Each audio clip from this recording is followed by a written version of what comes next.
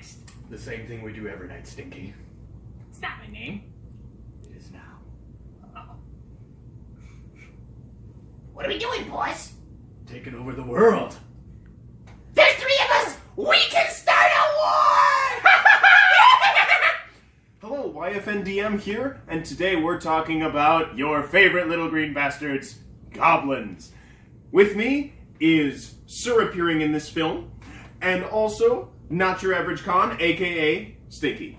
So, Stinky, Sir appearing in this film. Have that. So, goblins.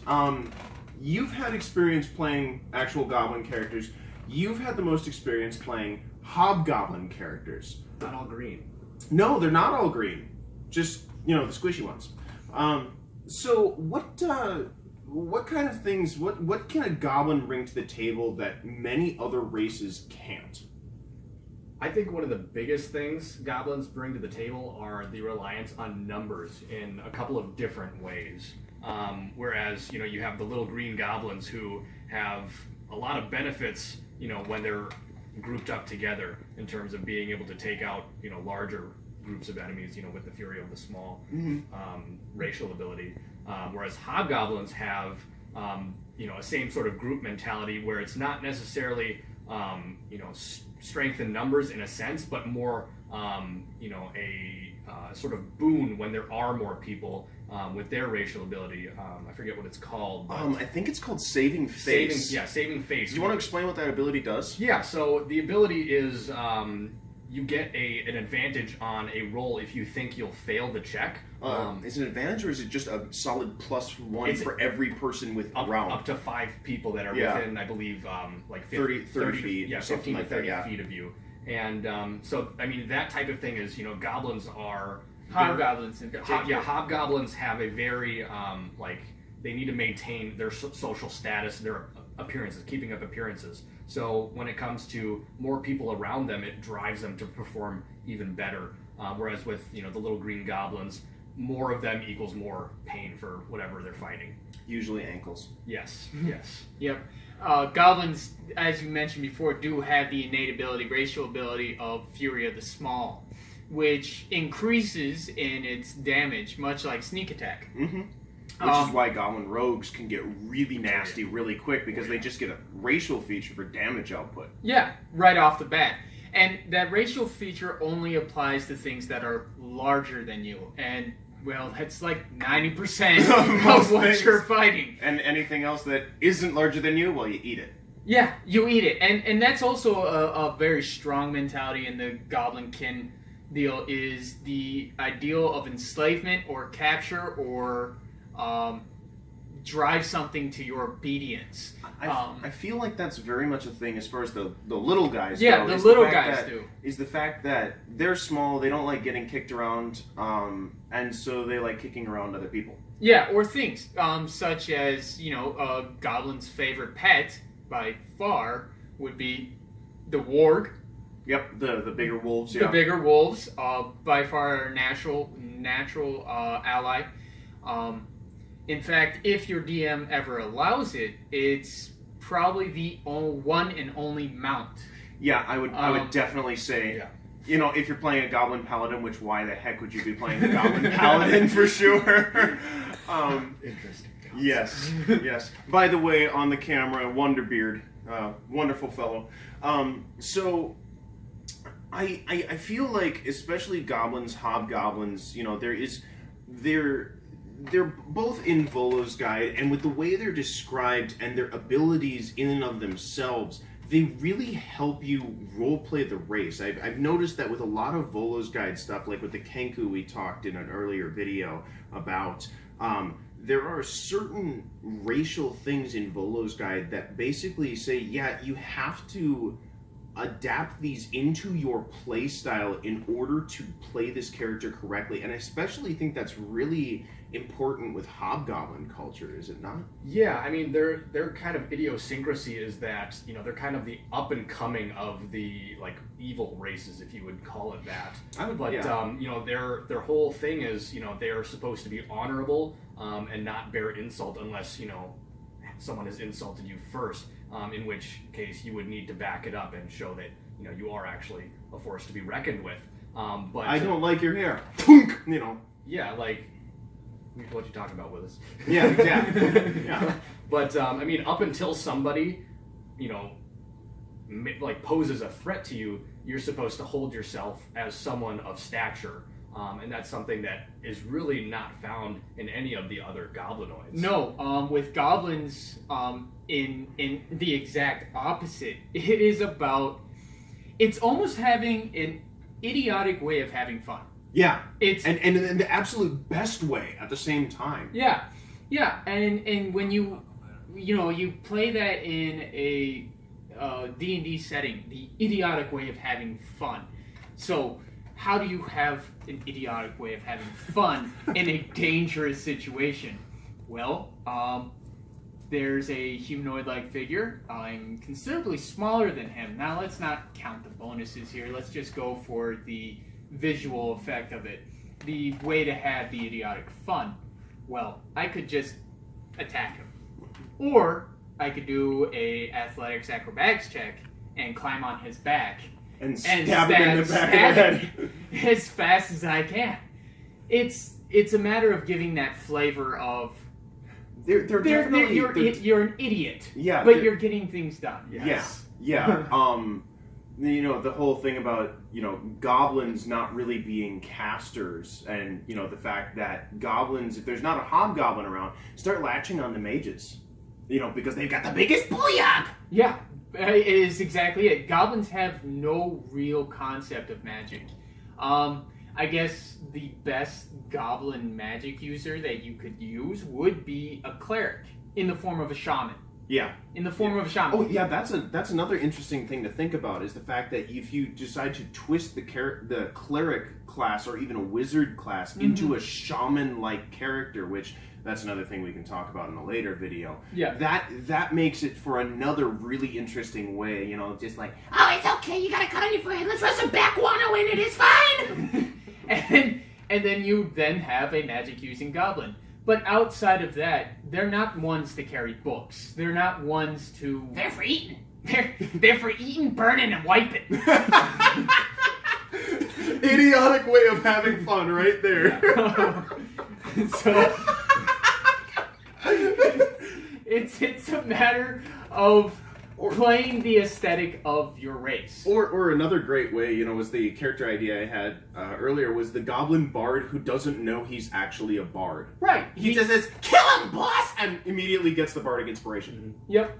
I mean, and then I'm not too familiar with the idea of hobgoblins using magic, but I wouldn't imagine that they do. Yeah, I mean, in Volo's guide, you can read about not necessarily goblins or hobgoblins using magic, but there are, I think, schools of magic used by the bugbears. Yeah. Because you have the monk bugbears, and I'm not sure. Well, I thought there was the monk hobgoblins, though. They had like the Way of the Shadow hobgoblins as well, or am I completely off the track? I'd have to read it again, but I know, so like there's the trilogy, like the hobgoblins, The the bugbears. bugbears, and then the goblins. And I think the hobgoblins have like a monk school that they use the monk sort of Right, because it deals with martial prowess. yeah, and then I'm stealing this. and then you have the bugbears, who are like the rogue archetype. The bugbears are proficient in stealthfulness, and they're kind of like the assassin unit in the goblinoid armies. Yeah, and that's kind of crazy about the fact that bugbears are basically what happens when you build a strength-based rogue, and especially with the fact that they've got that extra reach.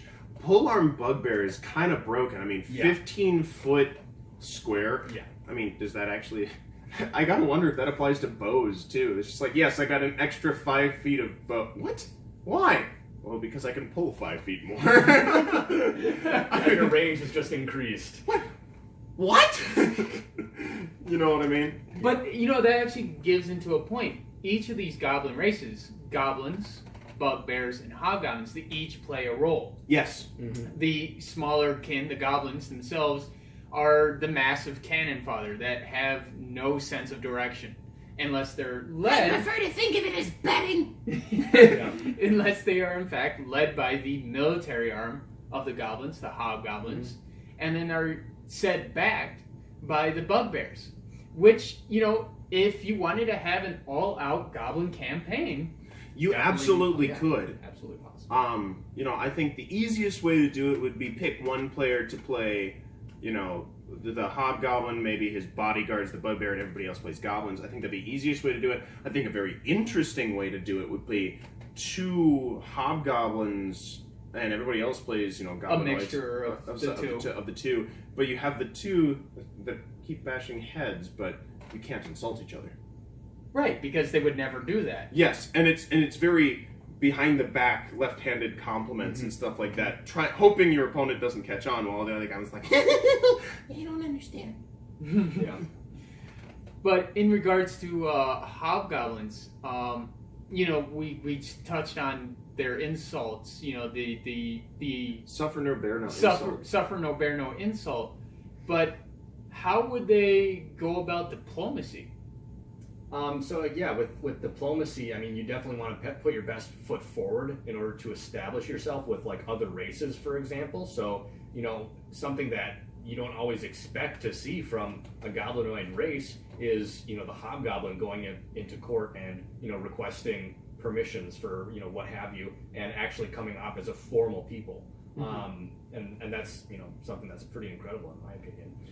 They are a very, very formal people. Yeah. And another thing that's pretty cool in the goblin lore is that the hobgoblins are seen as like the uniting force, amongst all of the goblinoid peoples.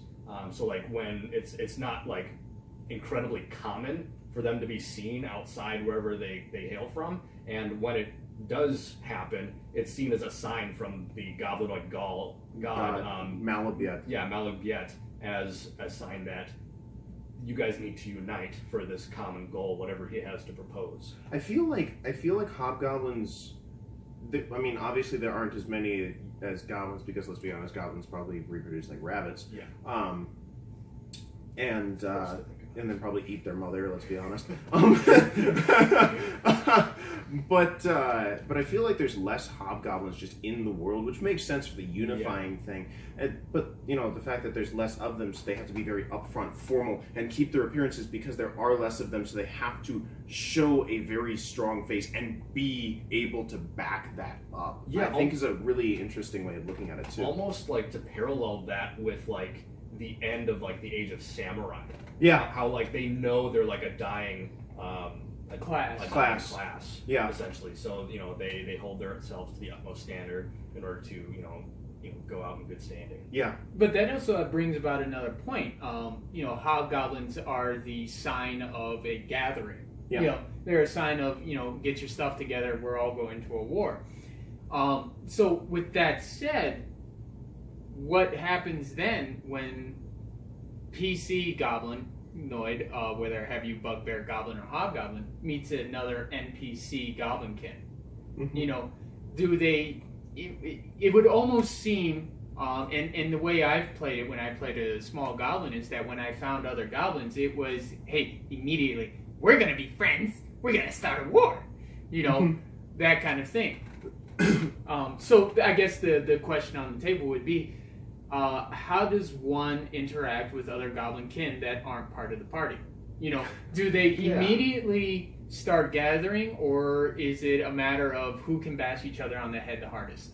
I feel like that's more orc is who can bash each other on the head the hardest. Yeah, and that is a difference. That there is a difference in race. There's a huge difference. Yeah, go ahead. You were going to say something. Yeah, I was going to say it would probably depend on how the NPC and the player character are portraying themselves in terms of their attitude, because it's not all too uncommon to walk into a goblin den who are all innately like of the same group, and they're all just like there's complete infighting between everybody because they're all just about like chaos and like having fun by being stupid or whatnot. Right. So I think it would depend. Why do we miss this? Boom. Yeah. So I mean, coming in contact with another goblin who you've never met before.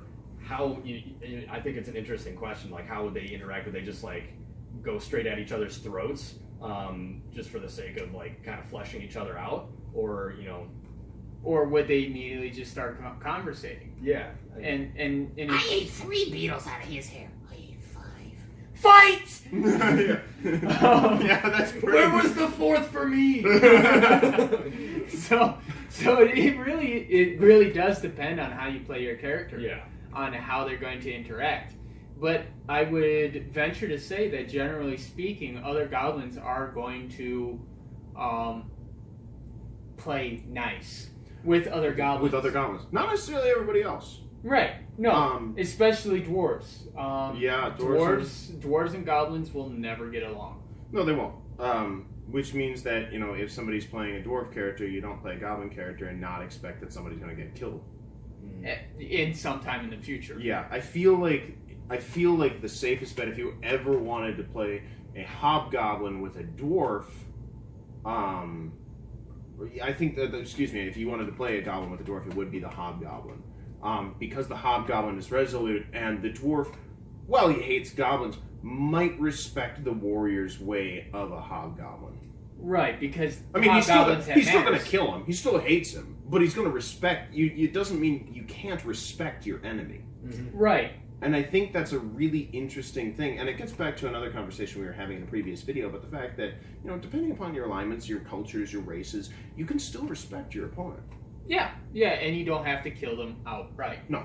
Yeah, and again, the situation just might call for working together.